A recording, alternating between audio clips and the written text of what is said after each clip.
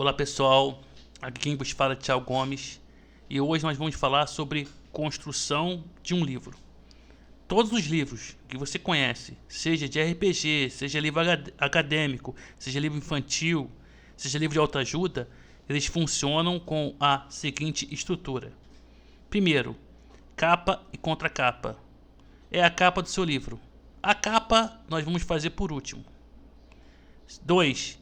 Introdução ou prefácio. A introdução apresenta o conteúdo do livro de forma inicial, enquanto o prefácio, geralmente escrito por outra pessoa, mas pode ser pelo próprio autor também, apresenta mais uma visão do autor ou de alguém sobre o livro em questão. Terceiro, sumário. A lista de todos os capítulos e o seu número de página correspondente. Depois, 4. Capítulos. Os capítulos do livro, baseados na ordem como foram apresentados no sumário. Por fim, 5. Palavras finais, que é opcional. O autor ele pode usar esse espaço para agradecer, refletir ou deixar uma mensagem final ao leitor. Esses são os 5 pontos de construção de um livro: capa e contracapa, introdução ou prefácio, sumário, capítulos e palavras finais. Todo livro geralmente conta com esses 5 elementos, certo? Agora, vamos falar um pouco também sobre a base de um livro. Todo livro, já mostrei aqui os 5 elementos: capa e contracapa, introdução, prefácio, sumário, capítulos e palavras finais.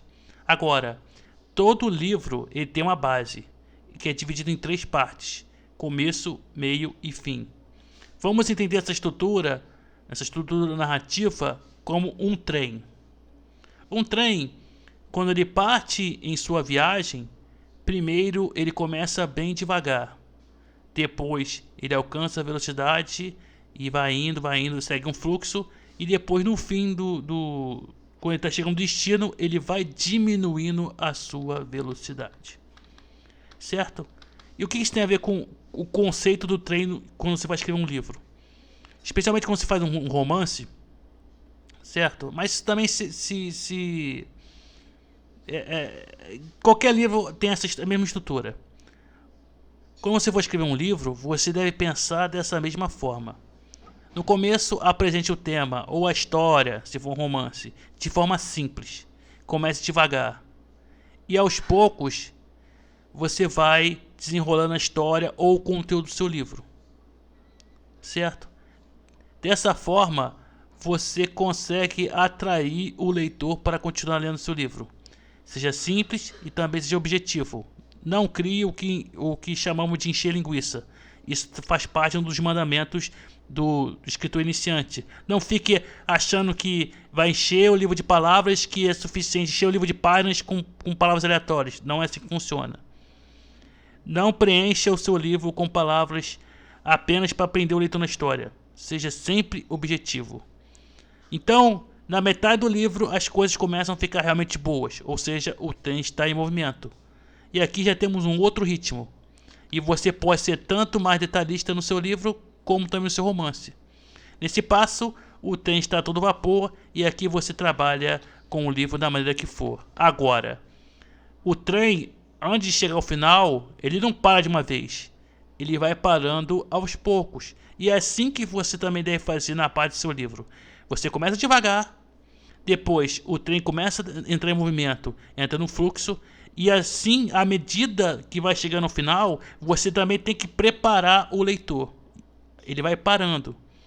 Nesse estágio, você não termina o livro, a história continua nele prematuramente. Você vai começar a preparar o leitor para o fim da história ou o conteúdo desse livro, conectando eventos, já preparando o leitor para o final. Eu acho que essa técnica também é usada em filmes. Então, você criou uma história ou criou qualquer livro que for. Você começa devagar, uma introdução, a história, depois, no metade do livro, tentar em movimento, você vai seguir o fluxo normal. E aí, quando está próximo de acabar o livro, você vai preparando o leitor para o fim do livro. Então essa foi a aula de hoje, de construção de um livro. Na próxima aula vamos continuar nosso curso. Qualquer dúvida, deixe nos comentários e até a próxima.